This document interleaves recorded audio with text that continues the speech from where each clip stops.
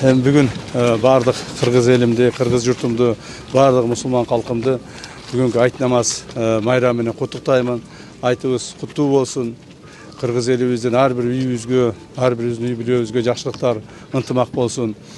Жақсылықтар болсын. 30 күн қармаған оразалар, дуа тілектер қабыл болсын. Мемлекетімізде стабилдүүлүк болсын. Алла Тааланын ыраазычылыгы үчүн ушул бүгүнкү айт намазынын урматына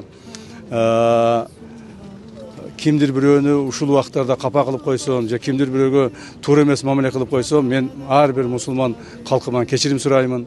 Жана ушул айт намаз маалында, то есть орозо маалдарында жалган жала таратып, ар түрдүү ушак сөздөрдү таратып, ар түрдүү жаман болбогон нерселерди айткан, жана ошолорду тараткан ар бир адамды дагы мен Алла Тааланын ыраазычылыгы үчүн, айт намаздын урматы үчүн кечирдим бардыгын.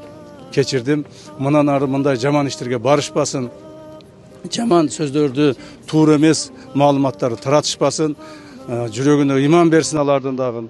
Алла Таалам ар бириңизден ыраазы болсун. Майрамыңыздар менен, урматтуу мусулмандар.